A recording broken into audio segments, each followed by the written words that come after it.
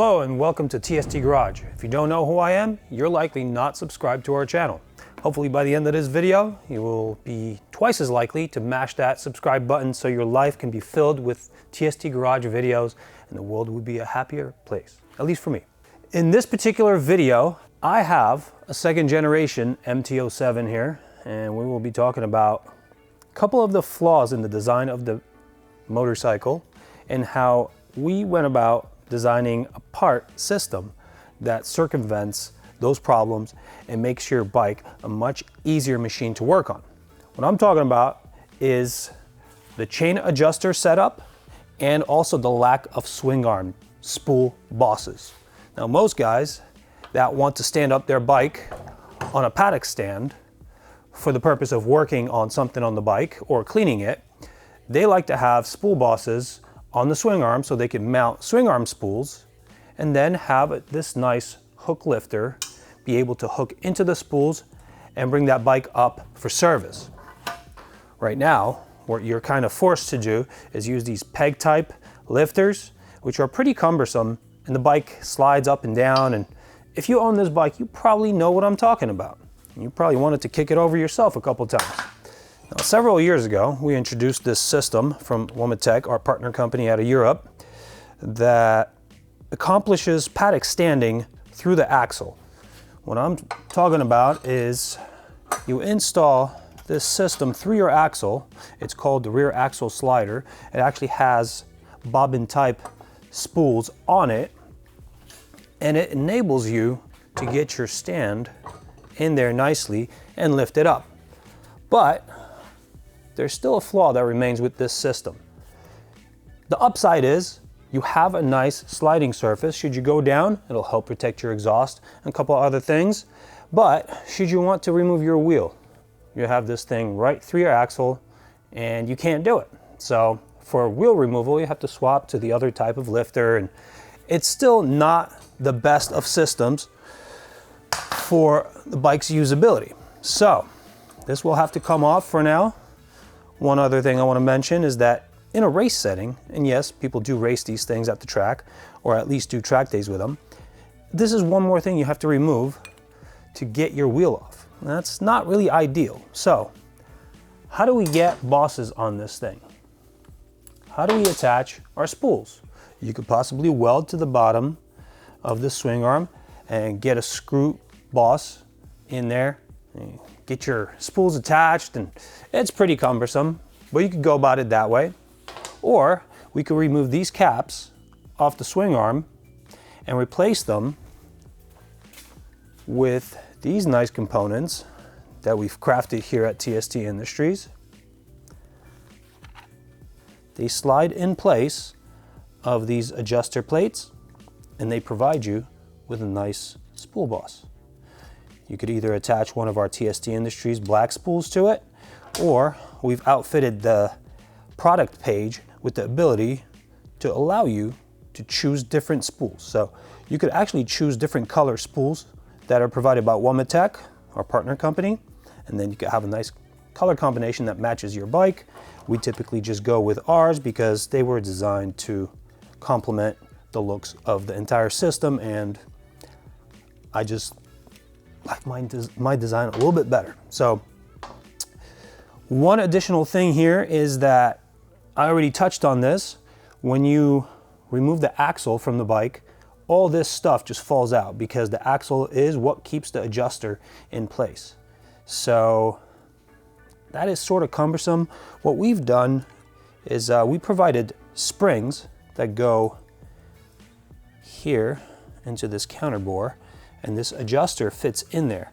So when you have your adjuster screwed, actually fastened at a certain location with these two nuts and locked together, that adjuster will remain in place within that swing arm, so your location of axle doesn't change in a wheel change, and then after you change your wheel, you don't have to adjust your chain at all. So this is pretty helpful. But how do we keep this whole block in there? So we have an M8 screw that fits in this counterbore and into this threaded feature there, and then that bottoms out against this surface. You get this whole block into your swing arm, and when in its final place, you tighten this down, and this will expand these two components. As you can see, it's prepared to work like a spring component. And all of these surfaces here will then act as friction surfaces to make sure that it doesn't get extracted from your swing arm. That's what locks it in place. This will become a little bit clearer once I demonstrate the installation on the bike. Just wanted to go over the attributes of this system before we begin. Right now I'm at the point where I'm going to start disassembling this OEM adjuster system off the bike, so follow along and let's start wrenching. We're going to begin by loosening the axle. I'm going to use a 27mm socket for that.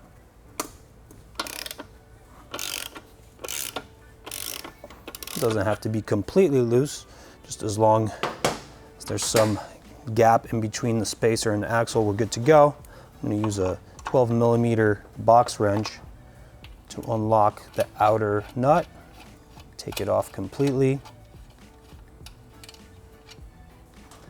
Then I'm going to do the inner nut, and you can see immediately all this stuff is loose now. Now, if we were to take this axle off, all of this, along with the adjuster, would fall out, and that would have to be put back in and held in somehow as we try to fit our axle through the spacers and the rear brake carrier. Just a lot of pain in the butt stuff that has to happen in sequence just perfectly for this to work. I'm going to repeat the process on the other side.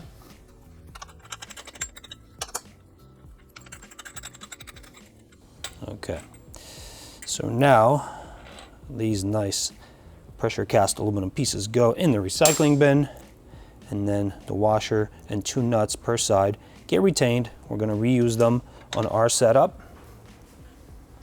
I'm going to grab our components and put them next to each other, and here you can see that one is a little bit longer than the other. On the left side of the bike you have your drive components. There is quite a bit more torque exerted on this area, so this spar of the swing arm is actually made with a little bit more height, so it could withstand the extra stresses of that torque here. So left side longer, right side shorter. Also make sure you line up your boss to the outside of the bike. Your spool will be screwed in from this side and opposite on the other side of the bike.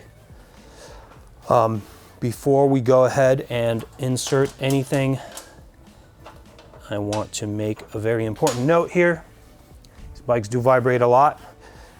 All this stuff is mounted to the end of the swing arm. With every bump, there's a lot of vibration translated to all these parts. I do recommend using a medium strength thread locker on all of the bolted connections on this system. So we are going to dab just a little bit of that thread locking agent onto our threads here. Preseat our screws into these blocks. Don't actually like to make contact with the surface, with the opposite surface just yet. I want this to be able to go in and out as I try to get my fit lined up.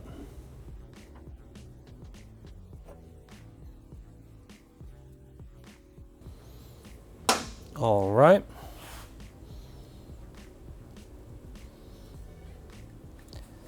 Now I'm going to grab one of the springs, get it inserted over the adjuster, interior adjuster bolt. Get the appropriate side block here. On some of these bikes, you're going to need to tap it in with a mallet. Some of them it's going to be a little bit looser.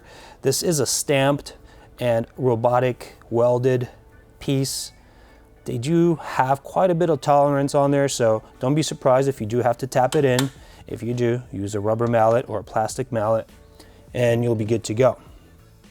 All right, So now I'm going to grab a 6mm Allen and making sure that I am bottomed out in there.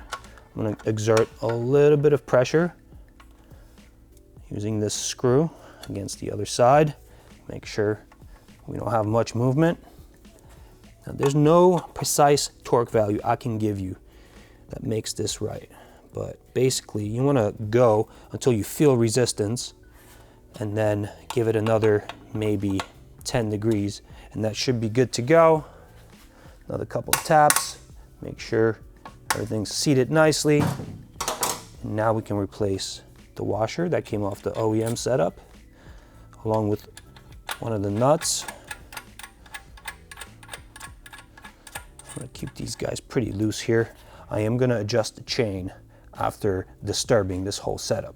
Once I loosen my axle without captive adjusters, I always redo the chain so that make sure that I have proper tightness. All right, let's hop on over to the other side. Basically going to repeat what I just did on the other side. Here on the right side of the bike.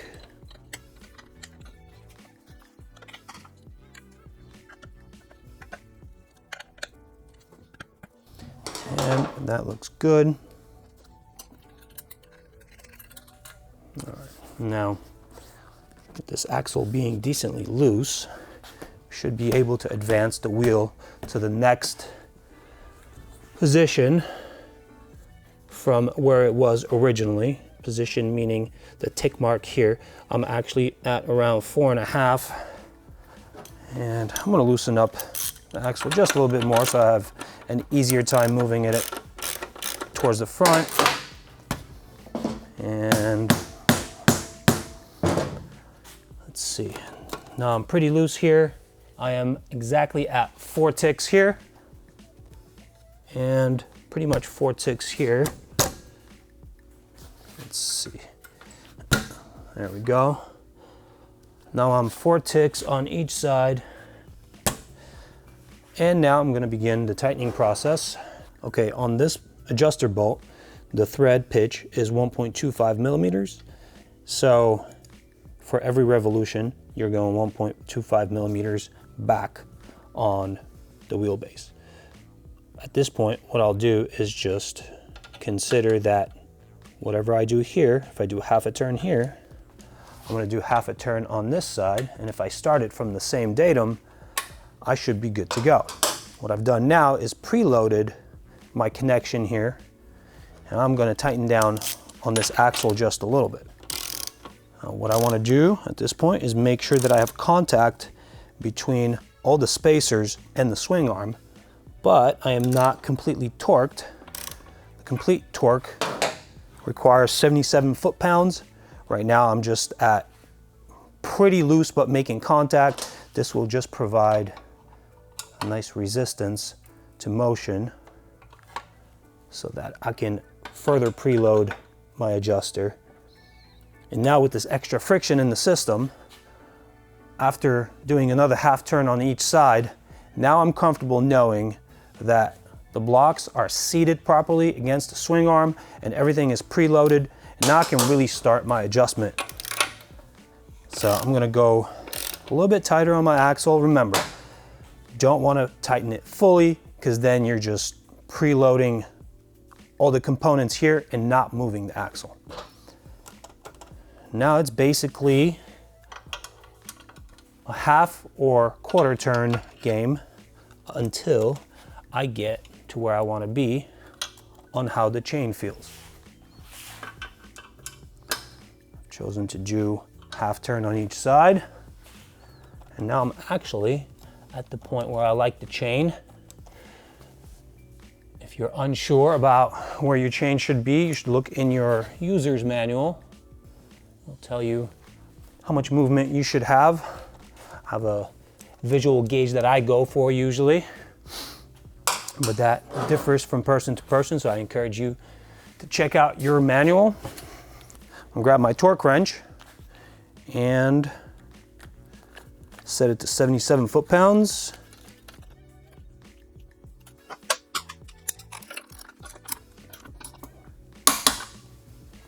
All right. Now at this point, I like to give these guys here, the nuts, just a smidge more, maybe like 5 degrees more. Make sure that those threads are fully engaged and there's no chance that this wants to come loose. And now, I'll grab the other nut from each side, get that threaded on, and these accomplish locking against these nuts by preloading the thread.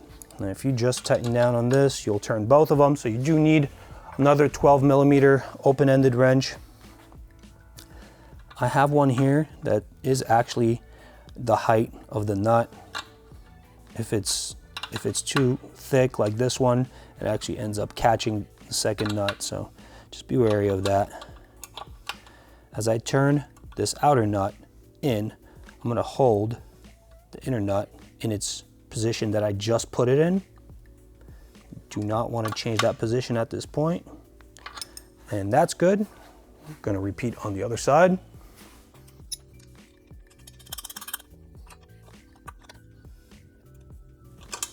All right, that's looking pretty good. My chain is adjusted properly. Our blocks are on. We're almost done.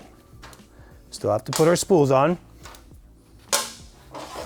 I'm gonna grab a 5mm Allen. That's what's required for these screws.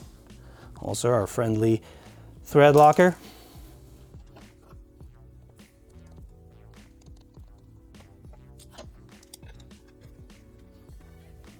For spools, I typically just hand tighten them. If you're the kind of guy that really needs to torque everything, I would say 15 to 17 foot-pounds of torque will do you right here.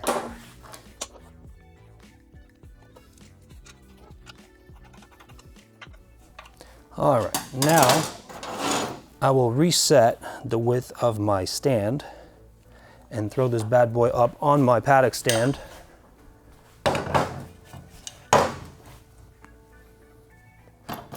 This is a Pit Bull stand. We believe this is the highest quality of a paddock stand you could get in the United States.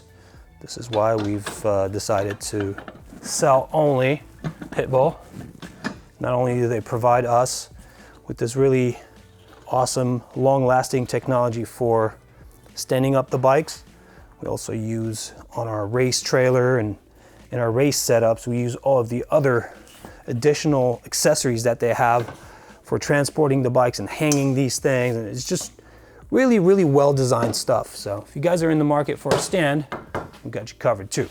All right, check it out. You guys can take the axle out, everything comes off, nothing pops out of here, your axle goes back into its original place. You don't have to re-tighten your chain if your chain was properly tightened the first time around.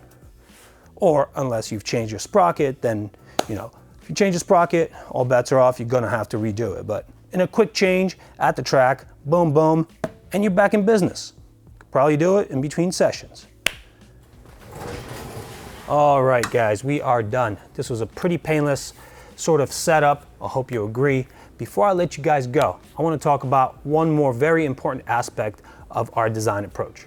As you can see here, most lifters do have a longer lead-in spar or component. That creates the ability to contact this axle block in case you are running a very long wheelbase.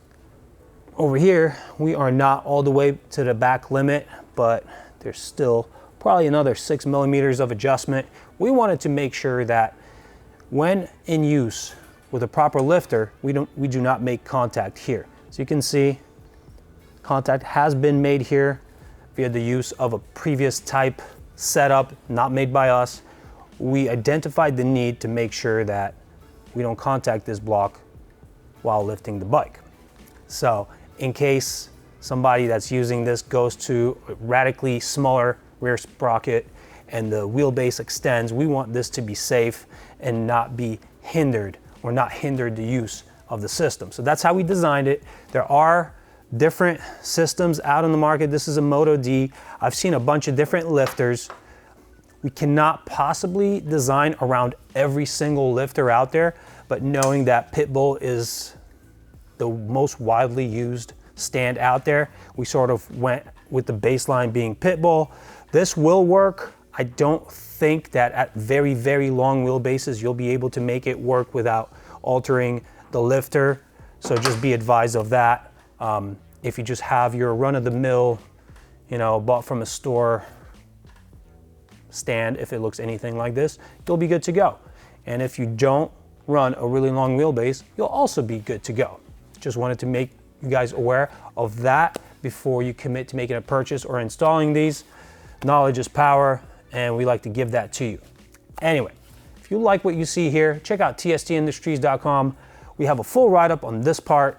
We also have many other parts for this bike. I think you'll be pleased with what you find there. Check it out, tstindustries.com. Hope to see you there. Ride safe.